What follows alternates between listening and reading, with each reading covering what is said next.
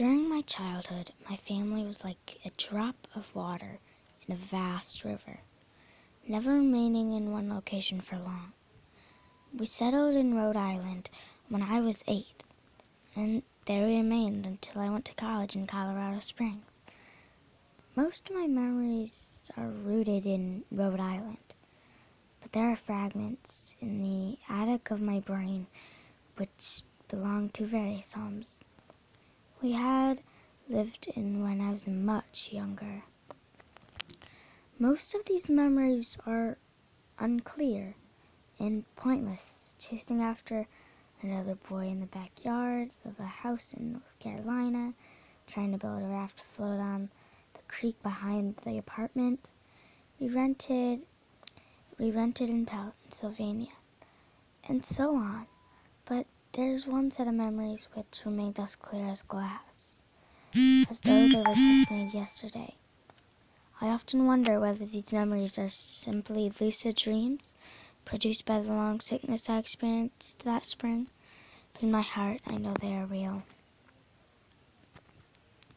We were living in a house just outside the bustling metropolis of New Vineyard, Maine, population 643.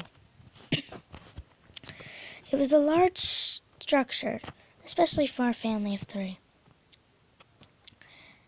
There were a number of rooms that I didn't see in the 5 months we resided there. In some ways, it was a waste of space, but it was only the house on the market at the time, at least within an hour's commute to my father's place of work. The day after my 5th birthday, attended by my parents alone,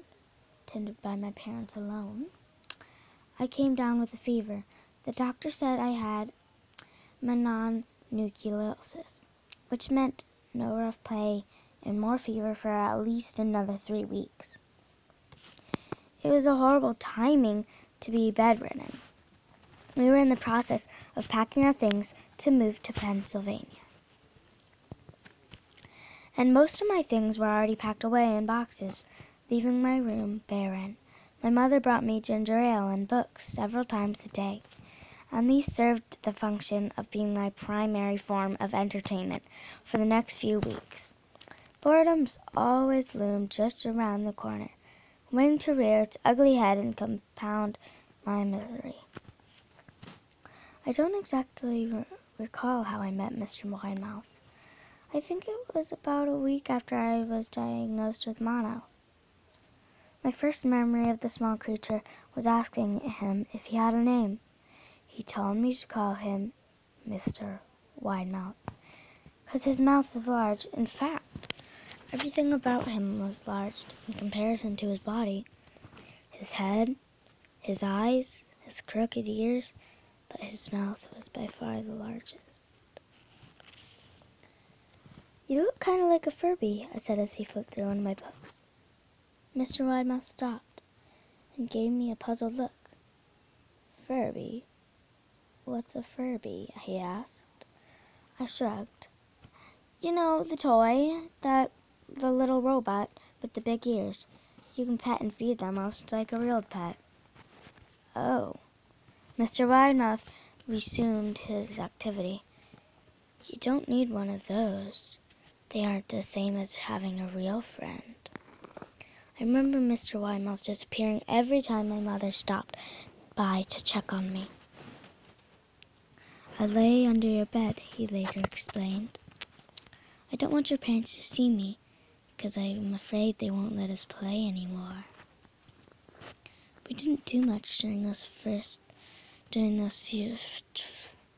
few days.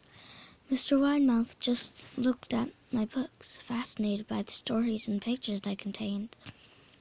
The 3rd or 4th morning after I met him, he grinned me with a large smile on his face. "I have a new game we can play," he said. "We have to wait until after your mother comes to check on you, because she can't see us play it. It's a secret game." After my mother delivered more books and soda at the usual time, Mr. Widemouth slipped out from under the bed and tugged my hand. "We have to go to the room at the end of this hallway," he said. I objected at first, as my parents had forbidden me to leave my bed without their permission. But Mr. Widemouth persisted until I gave in. The room in question had no furniture or wallpaper. Its only distinguishing feature was a window. Opposite the doorway, Mr. Widemouth darted across the room and gave the window a firm push, flinging it open. He then beckoned to me to look out at the ground below.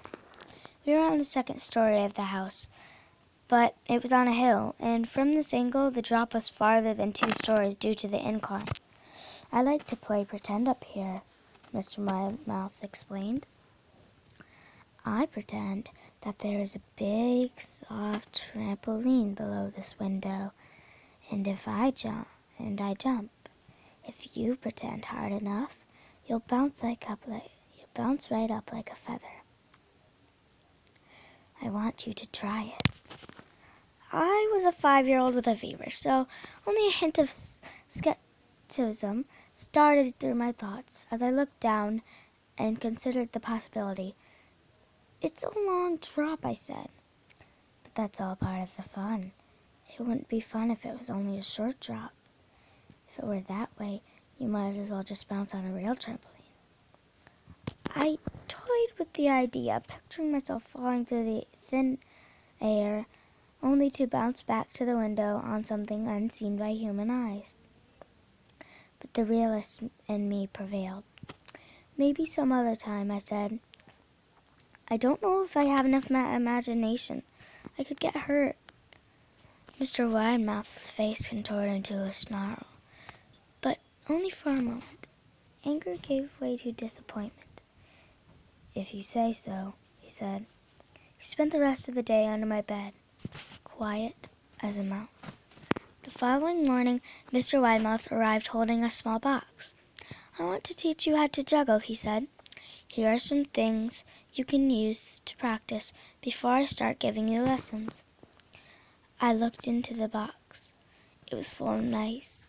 "My parents will kill me," I shouted, horrified that Mr. Widemouth had brought knives into my room. Objects that my parents would never allow me to touch. "I'll be spanked and grounded for a year." Mr. Widemouth frowned. "It's fun to juggle with these. I want you to try it." I pushed the box away. "I can't. I'll get in trouble. Knives aren't safe to just throw in the air." Mr. Widemouth's frown deepened into a scowl. He took the box of knives and slid under my bed, remaining there for the rest of the day. I began to wonder how often he was under me. I started having trouble sleeping after that. Mr. Widemouth often woke me up at night saying he put a real trampoline under the window, a big one, that I couldn't see in the dark. I always declined and tried to go back to sleep, but Mr. Widemouth persisted.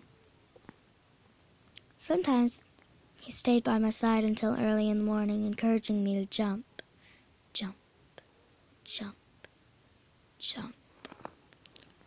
He wasn't so fun to play with anymore.